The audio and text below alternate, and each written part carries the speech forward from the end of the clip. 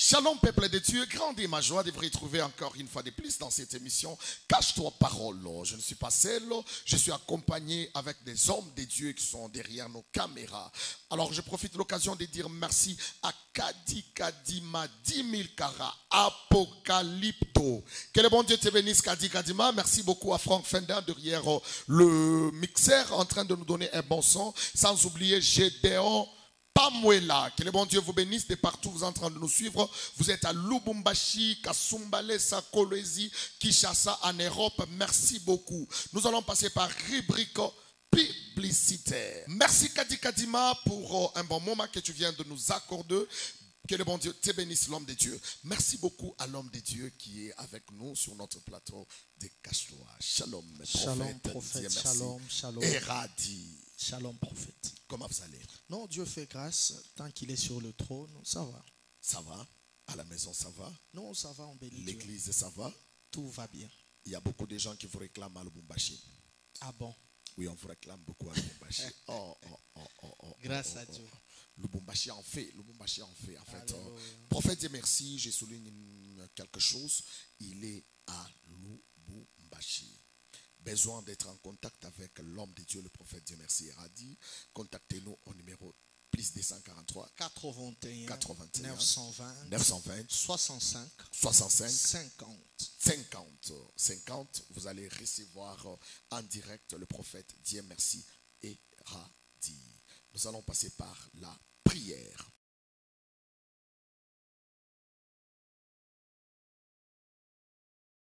Merci beaucoup, Kadi Kadima, 10 000 Kara Apocalypto. Que le bon Dieu te bénisse pour la prière.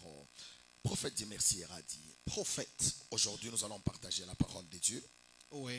Comme d'habitude. Comment vous trouvez d'abord le Lubumbashi? Non, ça va, c'est frais. Ces derniers temps, il fait froid. Il fait froid. Yeah. Comme en Europe, là où vous étiez? Non, la grâce de Dieu nous localise. La grâce de Dieu vous localise à une bonne chose. Je pense que vous nous avez amené quelque chose. Non, ça va. La grâce. Merci beaucoup, prophète. Et merci, Eradi. Nous t'aimons beaucoup. Lubumbashi t'aime. Aujourd'hui, nous allons partager sur quoi? Aujourd'hui, nous avons un thème puissant. Ok.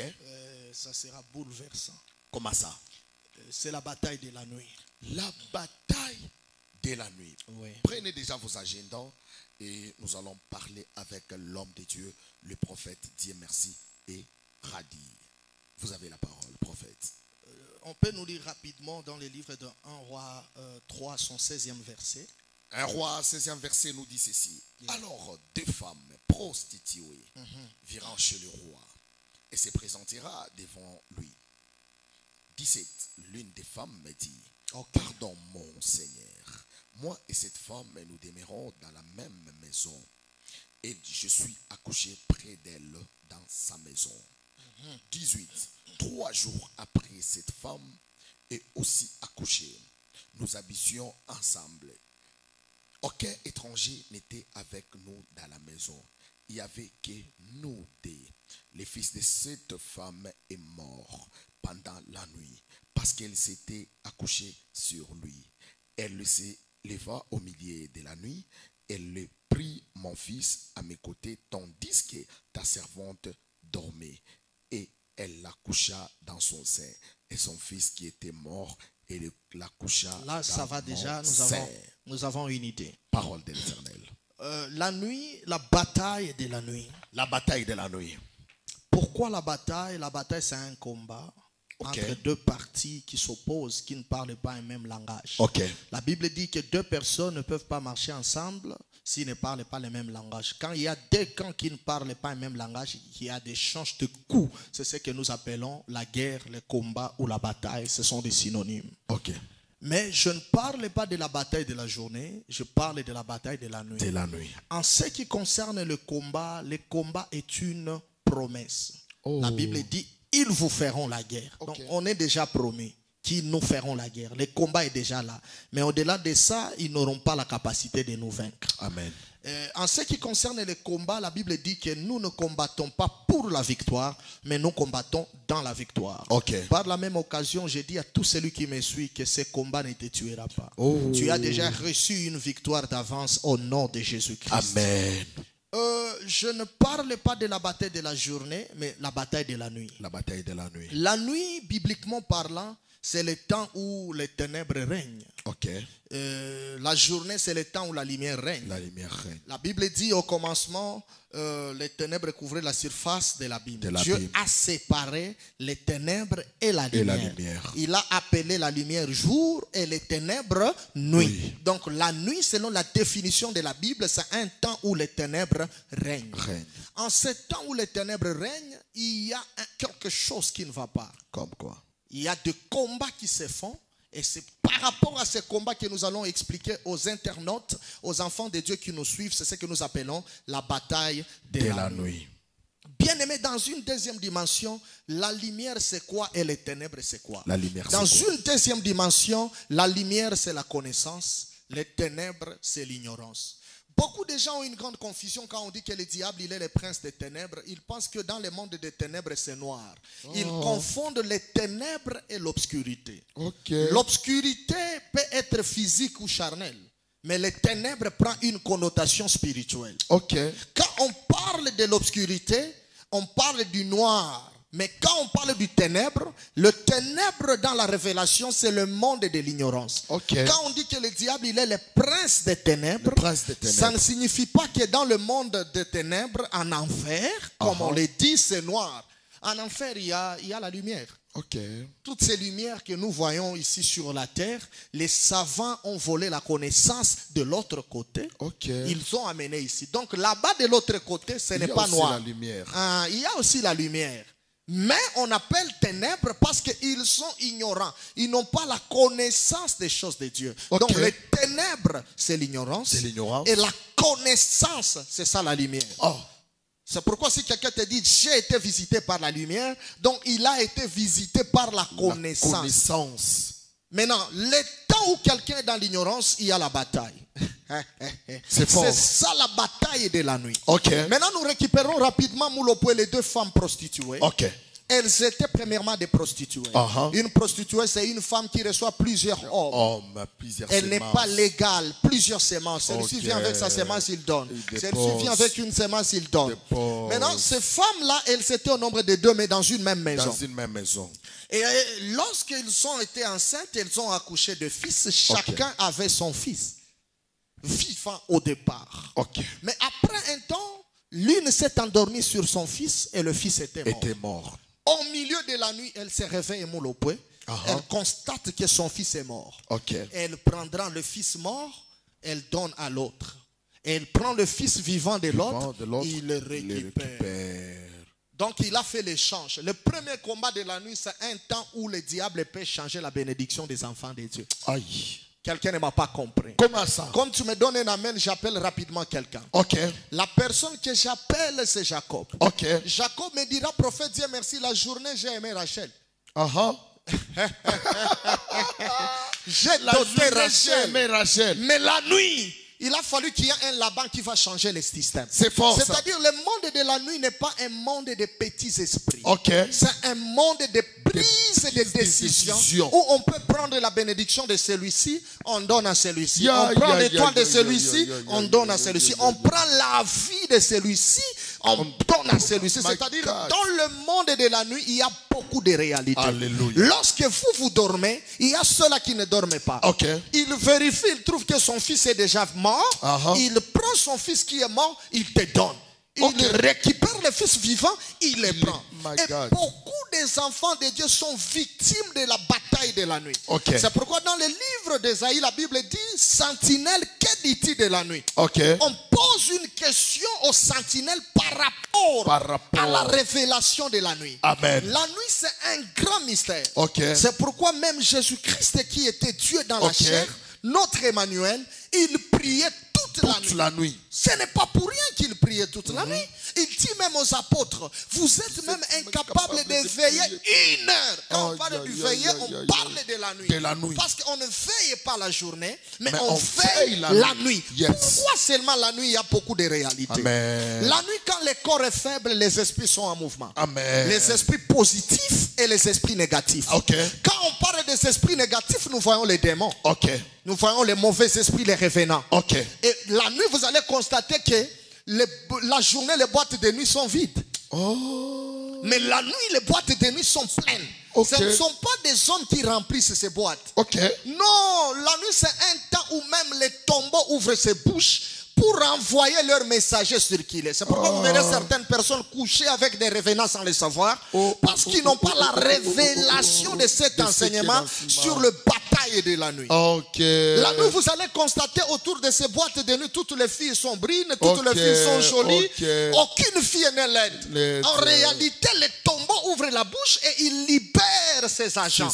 Ils libèrent son armée pour aller combattre la bataille de la nuit. La nuit, c'est un temps de mystère, Moulopo. Amen. Oh, quelqu'un ne me comprend pas. Je comprends. Je déclare sur tout celui qui me suit. Alléluia. Si tu as perdu quelque chose la nuit, Alléluia. par l'évangile que je t'apporte, que l'Éternel te permette de récupérer au nom de Jésus. Amen. Non, c'est tellement fort, Moulopo. Okay.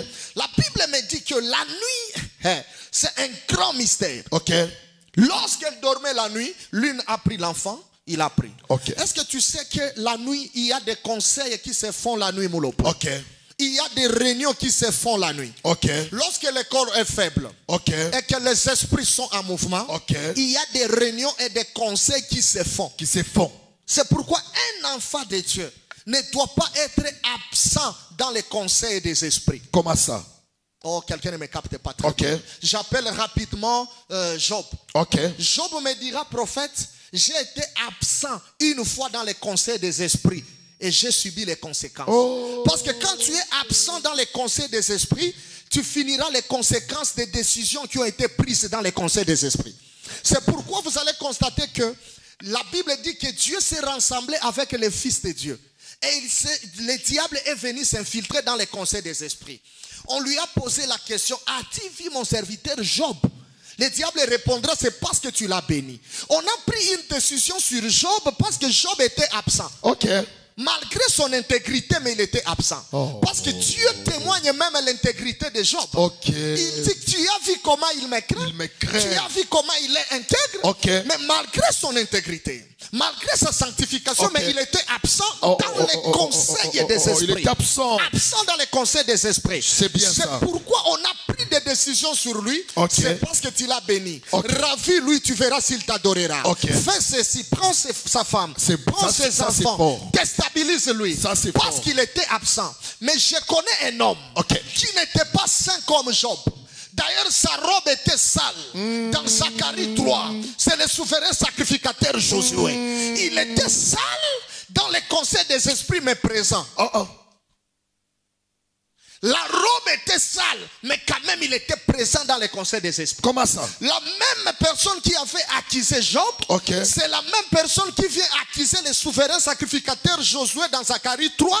Mais heureusement pour Josué, il était présent, mais Job était absent. C'est pourquoi, comme il était présent, l'Éternel a suscité un ange pour réprimander Satan et changer la robe du souverain sacrificateur Josué. Ça, c'est fort. Il a vaincu la bataille spirituelle parce qu'il était présent dans les conseils des esprits.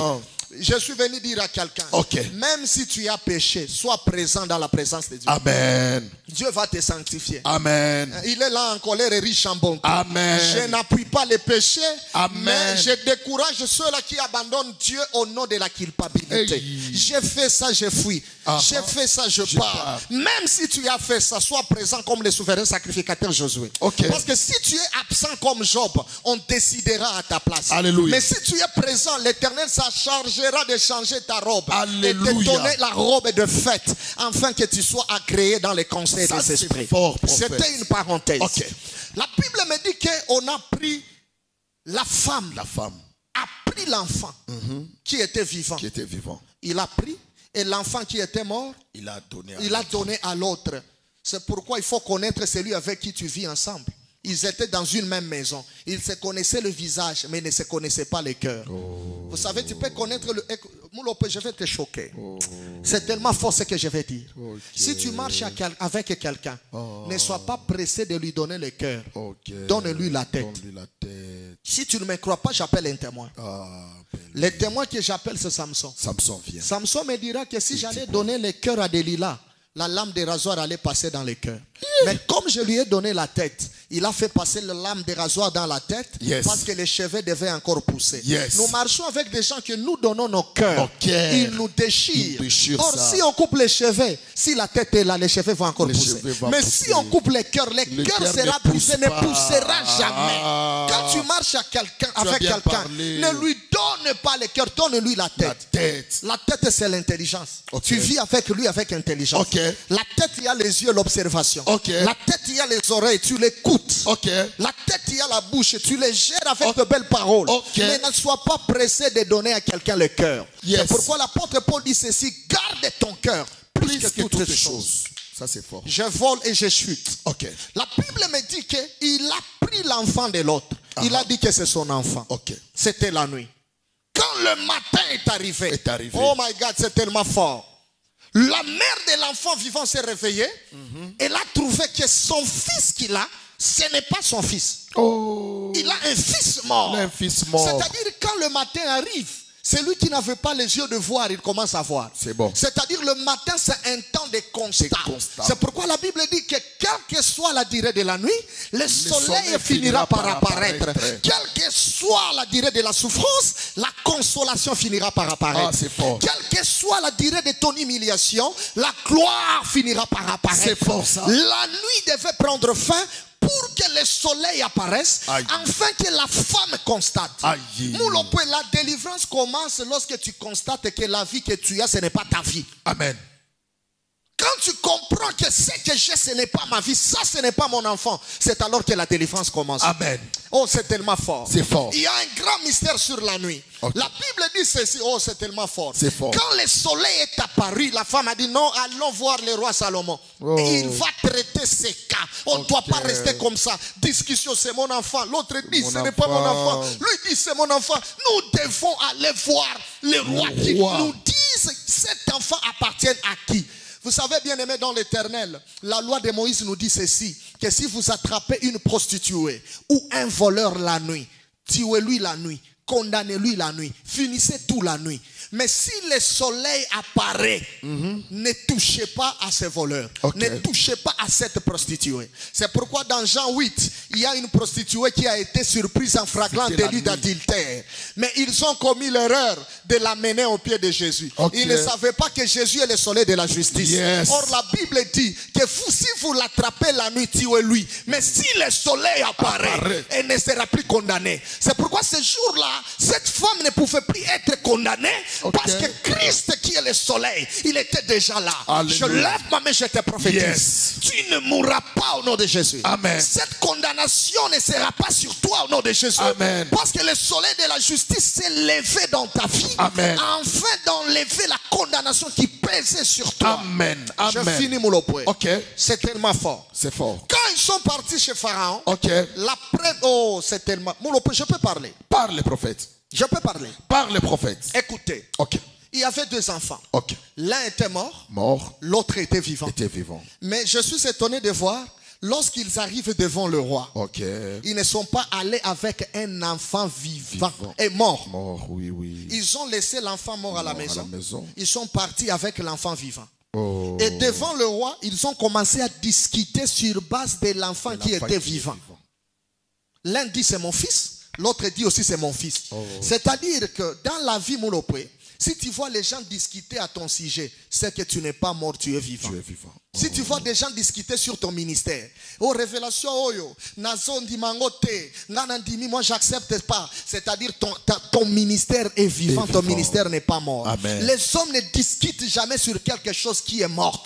Les gens discutent sur quelque chose qui est vivant. Donc si on discute sur toi, c'est que tu as encore de la vie en toi. Le monde n'a pas besoin de l'enfant mort. Le monde a besoin de l'enfant qui est vivant. Lui ne dit ça c'est mon fils, l'autre dit ça c'est mon fils.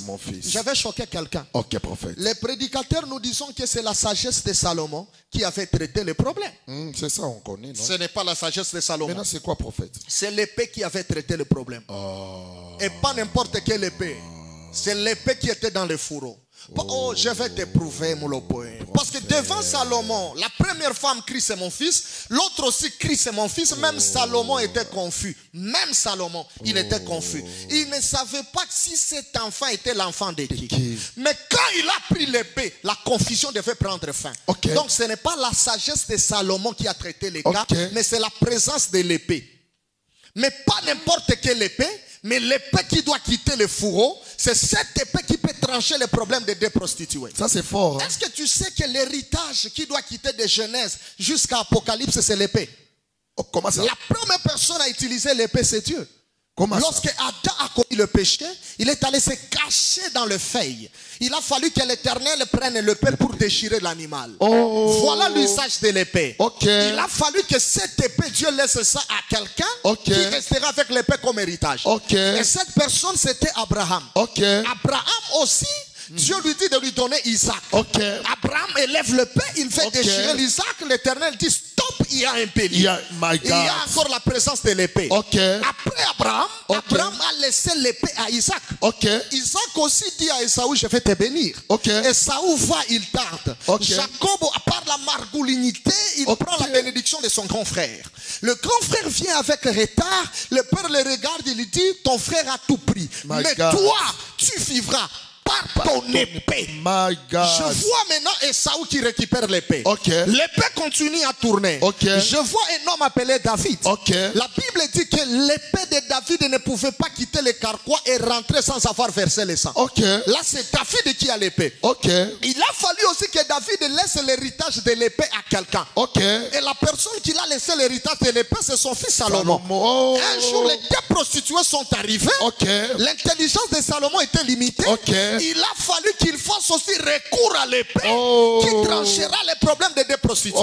Salomon est parti. Je connais aussi une personne dont cette épée a aidé.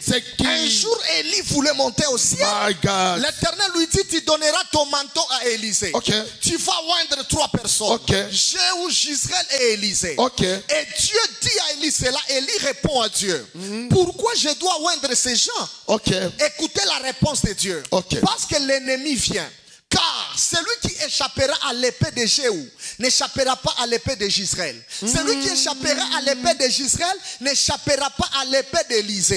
C'est par là que j'ai compris que Élie n'avait pas seulement laissé à Élisée le manteau, il y avait aussi une épée derrière le manteau. Élisée prend l'épée, il doit aussi laisser à quelqu'un. Un jour Jésus-Christ arrive, il a aussi l'héritage de l'épée. Il dit, je ne suis pas venu apporter la paix, mais je suis venu apporter l'épée.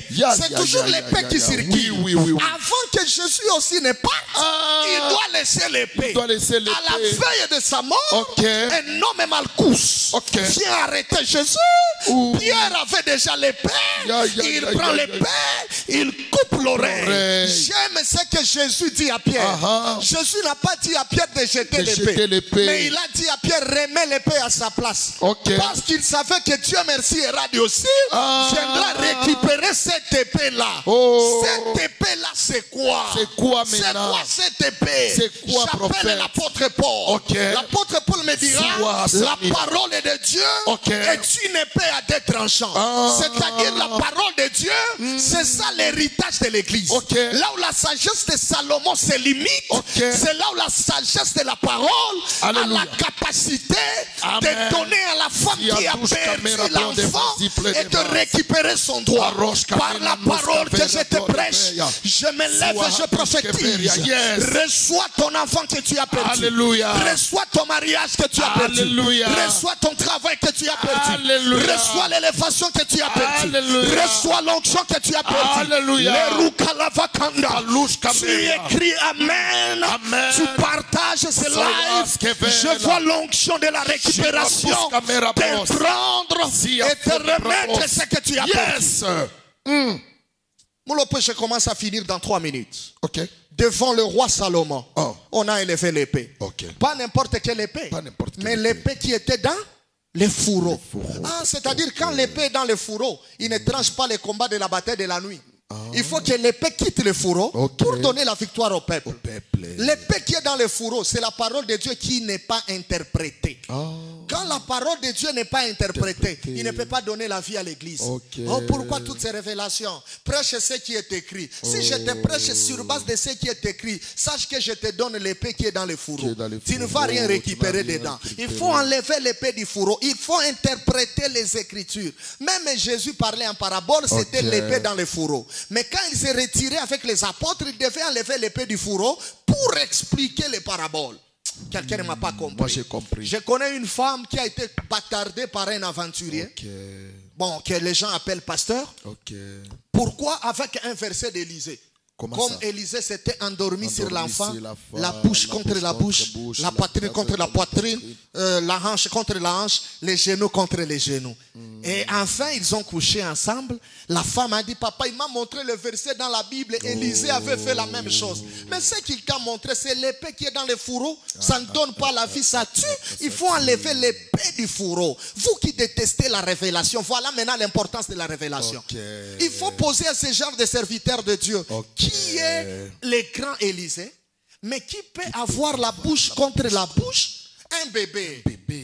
Bouche contre bouche. Poitrine contre poitrine. La hanche contre la hanche. Les pieds contre les pieds. Comment le grand Élisée peut-il avoir la même médaille avec un enfant pour lui donner la vie? Il faut enlever l'épée du fourreau. Le grand Élisée, il avait d'abord envoyé son serviteur Géasi avec le bâton. Mais le bâton n'a pas ressuscité l'enfant. Il a fallu maintenant qu'il descende lui-même parce que le serviteur a échoué de donner la vie. Or, dans la révélation, Élisée, c'est l'image de Dieu. Ce n'est que Dieu qui nous avait envoyé un serviteur avec bâton. C'est l'image de Moïse. Il est venu, il ne nous a pas sauvés. Il a fallu que Dieu lui-même, qui est l'image d'Élisée, descende, qu'il se fasse petit. Le grand Dieu s'est fait petit pour être à la taille du bébé, à la taille des hommes, pour nous communiquer la vie. Vous voyez l'importance de la révélation. Quand la révélation est là, c'est l'épée qui a quitté le fourreau, ça donne la vie.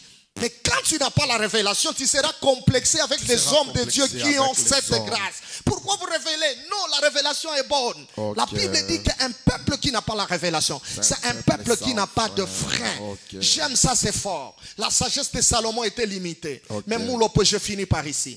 Qu'est-ce qui bénit mon cœur? Qu'est-ce qui bénit ton cœur? C'est de voir que lorsqu'on a compris la mère, c'était comme ça. La première crie, crucifiez-le, tuez l'enfant. Que l'histoire finisse. L'autre aussi dit non. Laissez-la partir avec cet enfant. Salomon a compris. L'enfant doit partir chez celle-ci. Est-ce que tu sais que les deux femmes là, c'est l'image de l'église d'Israël? Église et Israël, chacun avait son fils. Comment ça? Les fils d'Israël, c'est Moïse. Ils se sont endormis sur leur fils Moïse dans le désert et il était mort. Maintenant, nous, l'église, on avait notre fils. La Bible dit que celui qui a le fils, il a le témoignage. Esaïe aussi nous dit qu'un enfant nous est né. Un fils nous est donné. On l'appellera l'admirable, le conseiller, le prince de paix. C'est-à-dire, nous, l'église, nous, on était aussi des prostituées, comme Israël aussi était des prostituées. Mais nous, quand même, on avait notre fils. Mais ce jour-là, à la croix, Salomon a pris la forme du soldat romain. Il a élevé l'épée sur notre fils qui était à la croix.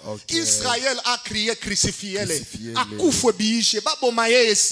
Mais nous, les propriétaires du fils, on a dit non, non, on pleurait, on faisait partie de la minorité. Dieu a compris que Jésus n'est pas pour les Juifs, Jésus c'est pour l'église. Il a pris le fils, il nous a donné le fils, parce que nous sommes l'image de l'autre prostituée là, qui avait son fils qui était vivant. Quelqu'un ne m'a pas compris. Mais la sagesse de Salomon, c'était juste limité à traiter les cas du fils vivant. Mais la sagesse de Salomon n'a pas traité les cas du fils qui était resté mort. N'a pas traité les cas des fils qui étaient morts. Dans mon livre, je vais expliquer maintenant qui a traité les cas du fils qui était resté. Nous allons parler sur ça prochainement. Quel est bon Dieu.